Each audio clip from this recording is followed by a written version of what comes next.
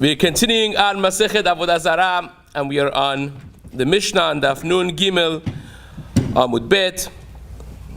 The second wide line. Today's Amud is being learned. The Schud Refuah Shelema of Meir ben Tova and Sarah Rachel bat Noram, and for the Hatzlacha of Yigal ben Devorah. Today's Amud is also dedicated for Refuah Shelema of Rachel Simcha bat Nahid, that should have full recovery. Amen. So we are continuing on details of Hilchot Avodah Zarah, and here the question is when the Avodah Zarah is considered batil and nullified by its owners. So we had the previous Mishnah discussing it. Now is another fundamental piece of information about bitul Avodah Zarah. Says the Mishnah, Avodat kochavim sheinichu ovdeha b'shat shalom muteret. If you have an Avodah Zarah that was neglected and left completely by its servers, by the people who served it, b'shat shalom, not because they were in rush, not because they're running to war, not because they're running for their lives, but it was left because of their choice. B'shat shalom, in a peaceful time, that Avodah Zarah is considered nullified, hence it's mutar to draw benefit from it, and is not asur b'hana'ah.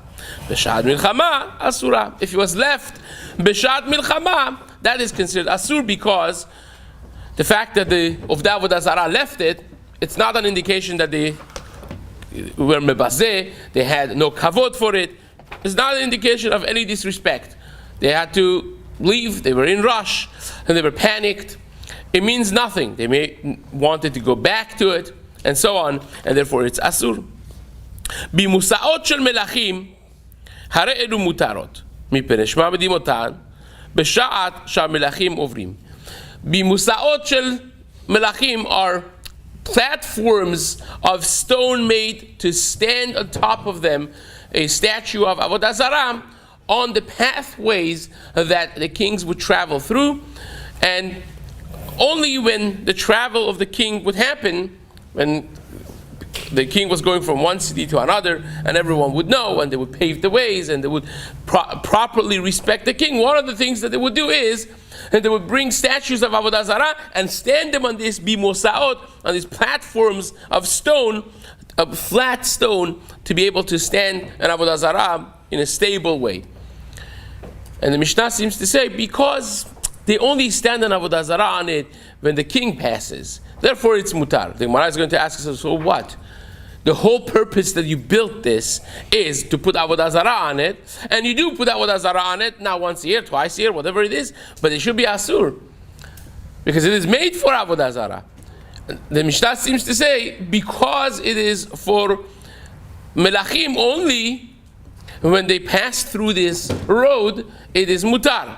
So we have to deal with that piece of information. But first, says the Gemara, Amar Rav Yirmiyah bar Abba, Amar Rav. Rabbi Yirmiyah bar Abba said in the name of Rav, one of the most famous sites of the time of the Gemara that was apparently still there was Bet Nimrod, the house of Nimrod. Who was Nimrod? Of course, we know Nimrod in the context of Avraham Avinu and being thrown into Kivshan Ha'esh, into the fiery furnace. But Nimrod was the king of Babylonia, and he was the king at the time of Migdal Bavel. When they wanted to Dor HaPelaga we know it as, when they wanted to build a towering stature to go up and fight with God, the king was Nimrod. His name Nimrod is Al-Shemarad. He wanted to be Mamrid, to make everyone rebel against HaKadosh Baruch Hu. Right? And HaKadosh Baruch Hu changed their language and basically scattered them around the earth. That's what happened. Now the king was, and this statue was known as, the structure of Migdal Bavel was known as Bet Nimrod, the house of Nimrod. That never got destroyed necessarily. It was mid building, and basically was left, the project was left hanging. So apparently this was there still, and this was Bet Avodah Zarah. So says the Gemara, Bet Nimrod Harehi ka'avodat kochavim. Shehi nichua uvdei b'shat shalom. It is mutar to benefit from it, and the reason is because people left it on their own. It's equivalent of the Avodah Zarah leaving their idols b'shat shalom, in a peaceful time.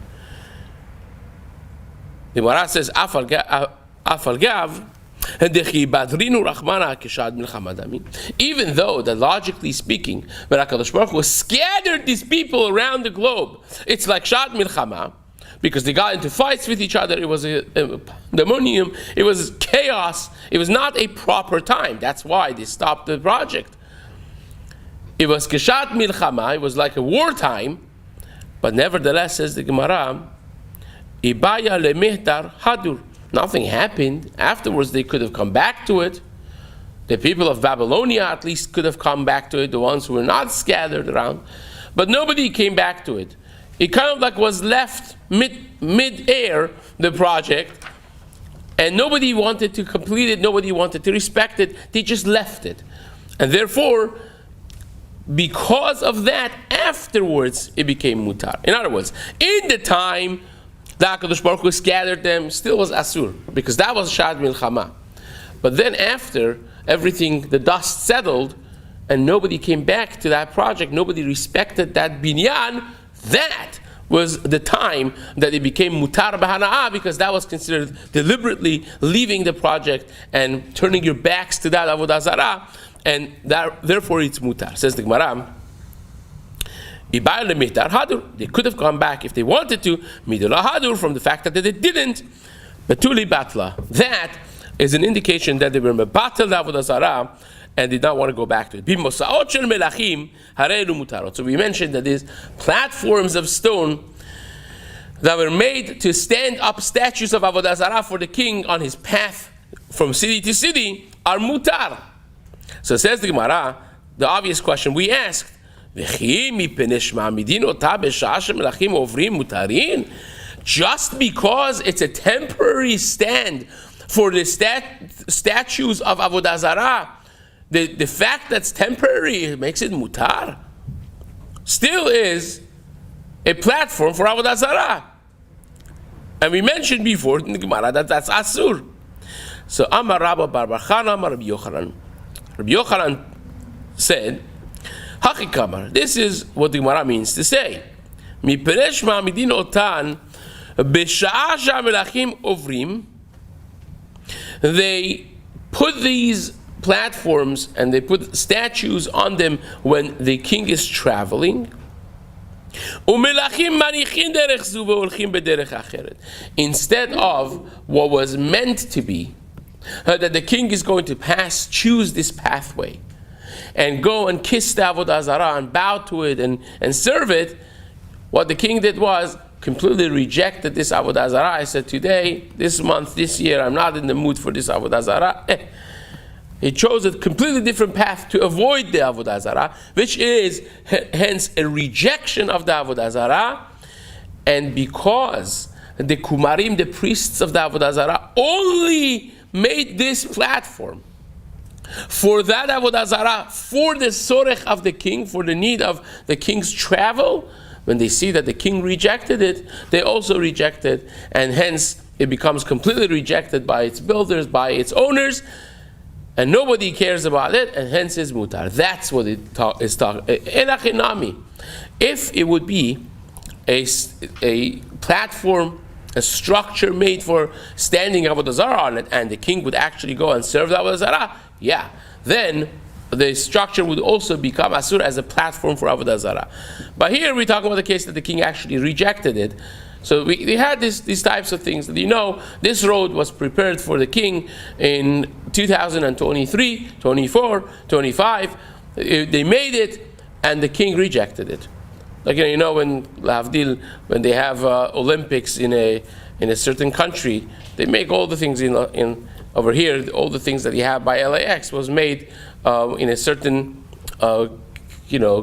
national, international thing that was supposed to happen, and they made all the structures of the streets and so on and so forth to beautiful. So when the king wanted to go from place to place, it was basically like that. So they did it, didn't work. The king rejected it, went to a different path, and that's why those are mutar. So says the Gemara, Ki ata ula yativ abimsa pigima. Now, so far we were talking about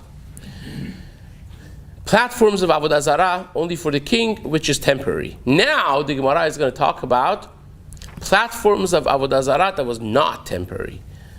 There was Avodah Zarah here, people would serve it before. So the platform had been used properly for Avodah Zarah, and it should be asur. That's what we're talking about, but with one difference. It is chipped. It's broken a little bit. The platform is not beautiful and complete. It's a little broken. Is that mutar or asur? In other words, we're talking about a platform that was asur, used as a platform for Avodah Zarah, not b'derech arai, not just for the king. But now, the platform is damaged. It's an old platform. Mutar or asur? So says the Gemara, we have a story. Ula was sitting on one of these. He's using it. And of course, that raised eyebrows of his peers. And he was confronted by Rav Yehuda, nonetheless. So Rav Yehuda comes and says, what are you doing? Don't you know that Rav and Shmuel both paskin that this is asur? What are you doing? The Amri Tarvaihu bimos shenifgam asur. If you have a base of Avodah Zarah, even if it was chipped away and broken to some extent, still is asur. So why are you sitting over here? Ula. Va'afilu leman da'amar. And it went, Rav Yehuda goes on, based on, again, Rav and Shmuel were both the Rebbeim of Rav Yehuda. Rav Yehuda was a sharp genius. Actually, his name was the sharp one by Shmuel. Shmuel used to call him Shinina, the sharp one. He was a Talmud of Rav. First, Rav was much older than Shmuel. Rav lived a very, very long, blessed life. Rav was mishpachat briim. He was an extremely healthy family, and he lived a very blessed life. But when he passed on, then Rav Yehuda, his Talmud, went to learn by Shmuel. So he was both Talmud of Rav and also Shmuel. So he's saying, it's going both of his ways, both Rav and Shmuel Paski, that's Asur. And not only that, says Rav Yehuda, Va'afilu leman da'amar en ovdim leshvarim. We had this machloket before, whether or not of the Avodah Zarah continue to serve broken pieces of the Avodah Zarah. You had this statue of Avodah Zarah, and now a hand fell off. Do they still do it? So we had a machloket whether or not they are mebatel the Avodah Zarah or they still serve it. He says, even according to the Man Da'amar, that ein ovdin l'shvarim, that they of the Avodah Zarah don't serve shvarim, broken pieces of Avodah Zarah. That's only for Avodah Zarah itself, for the statue itself, because that's disrespectful. Haramide Avodat Kochavim dezila behmilta. It's disrespectful to serve a hand, to serve a nose.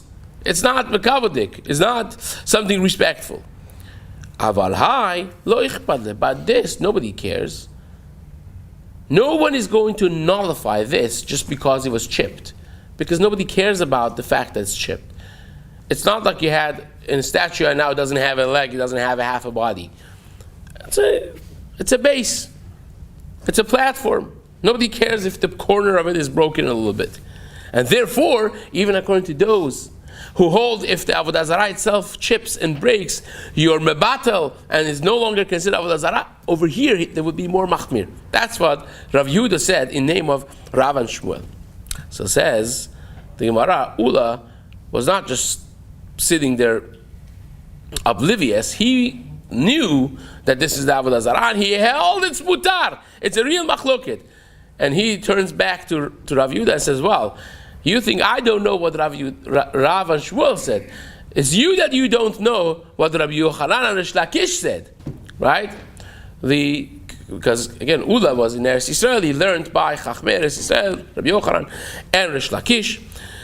So Amaleh, Man Yayivlan, Me'afrad Rav Shmuel, Umalilan Enin. Said, tremendous respect to Rav and Shmuel. And this is a language of kavod who would give us the dirt of the kvura of Rav and Shmuel, and we'll fill up our eyes with it. We have so much respect for Rav and Shmuel. But at the same time, Rabbi Yochanan and Rish Lakish disagree with this psak of Rav and Shmuel. Now, who's the halacha like? Even though that the Gemara in Chulin, the Kuf Zayin says that Rabbi Yochanan held that Rav was his rabbi. He said, Itli Rav beBavel. My rabbi lives in Bavel, right? And then after Rav passed away, he recognized that Shmuel also is considered his rabbi.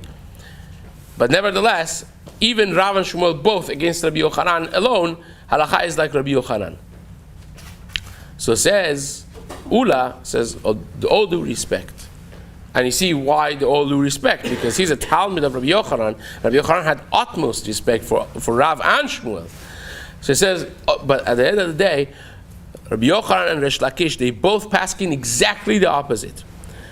The Amri Tarvaihu, Bimos Shenifka Mutar, that the platform of an Avodah Zarah, a base of Avodah Zarah that was chipped, that was broken, is batel right away.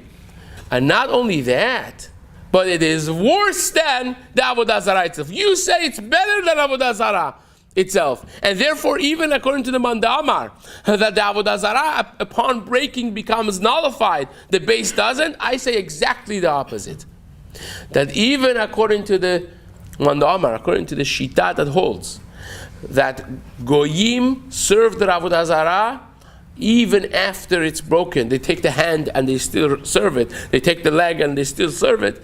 The broken piece of Avodah Zarah doesn't really make a difference for them. That's only the Avodah Zarah. Because it's disrespectful. Once this was a deity, at some point, well, you got to put it in Geniza now. So it's disrespectful to just trash it. Because this was the Avodah Zarah. But who cares about the base? The base has to be perfect. As soon as it gets chipped, they throw it away. Because it's not disrespectful to change the base of a statue, because it itself was not served. So therefore, of the Avodah Zarah, as soon as the base of their statue gets chipped, they take it, they toss it, they exchange it for a good, new, brand new, beautiful one, and therefore the chipped one is mutar right away, according to everybody. Even according to that shita that holds broken pieces of Avodah Zarah still are asur, that's only the Avodah Zarah itself. The base, mutar right away. That's what Rabbi Yochanan and Rish Lakish held, which is exactly diametrically opposed to what Rav and Shmuel said. Right?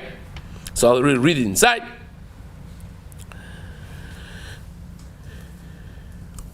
And even according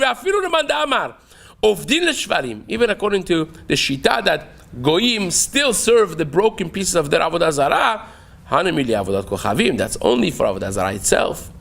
But not for the base.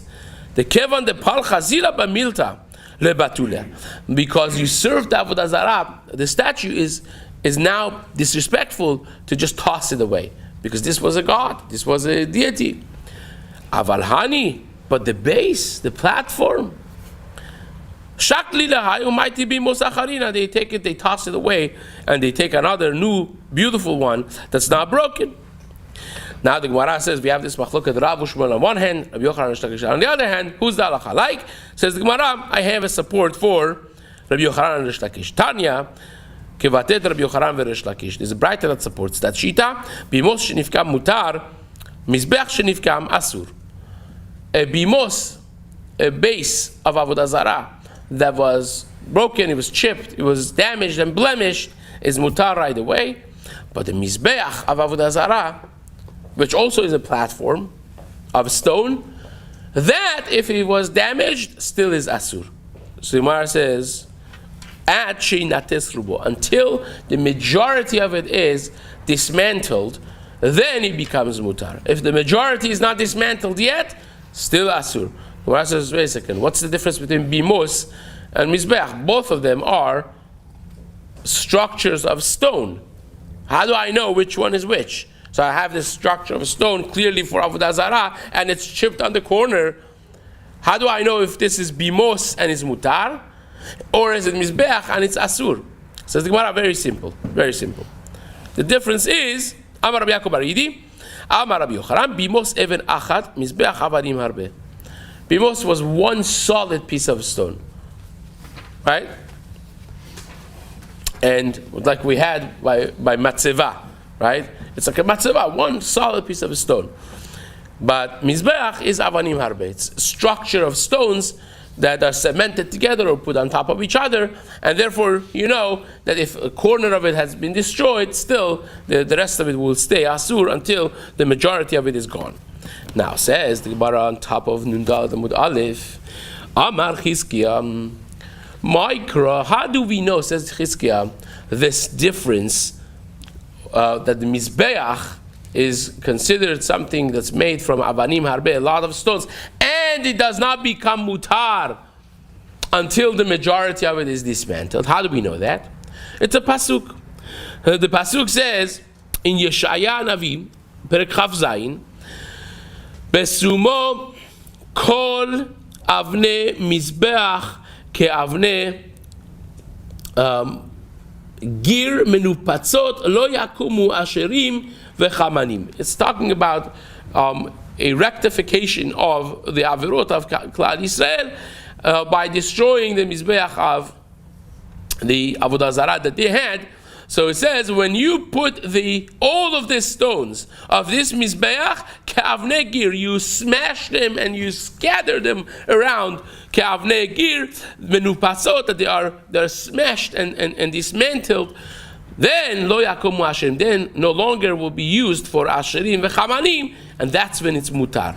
If it's like avnei gir that are smashed and scattered around, then lo yakumu asherim v'chamanim, then it's no longer going to be used for asherim v'chamanim, and it's mutar ilav yakumu.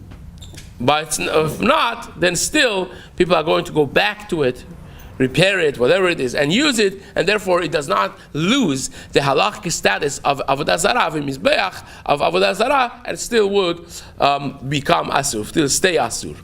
Tana, nevat shelo asur v'shel chavero mutar. Now, the question over here is, we mentioned about things that become asur b'hana'ah. Here we want to talk about a behemah that was nevad. Is it mutar to use it for a korban in Beit HaMikdash? Right? A cow that was subjugated to Avodah Zarah, can it now be brought as a korban to Mizbeach? So says the Gemara, we learned nebat shelo asur v'shel chavero mutar. If it was yours, it's asur. If it was someone else's, if it was yours, it's asur. If it was someone else's, it's mutar. Why? Because en adam oser davar she'eno shelo. We mentioned you cannot possibly make something that doesn't belong to you asur. You can't come and bow to my cow and say, "Oh, now you can't bring it." Who are you? It's my cow. You can't make my cow asur on me because you decided to bow to it. That's the basic principle that we have learned.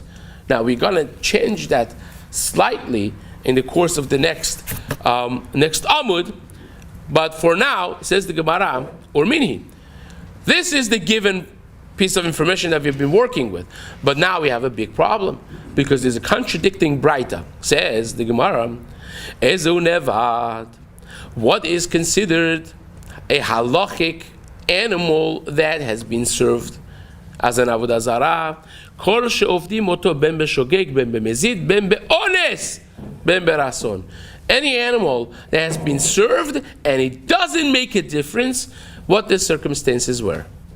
In other words, whether it was b'shogeg, by mistake, you thought this was a different animal, it happened to be this animal, but you served it, right? Or b'mezid, b'ones. Ones, the Gemara is learning, means I came, I snatched your cow, and I went and I made a deity out of it, right? Honest. I was me'anes. I grabbed it away from your domain. I took it and I served it. So, well, that says that be'emat chavero also becomes asur. That even the animal of my friend should become asur, not just mine. So that seems to indicate, not like what we learned, that be'emat chavero is mutar. That if you serve the be'emah of your friend, it stays mutar. Here, it seems like honest, The Gemara says, "Hi ones hechidami." What does ones mean?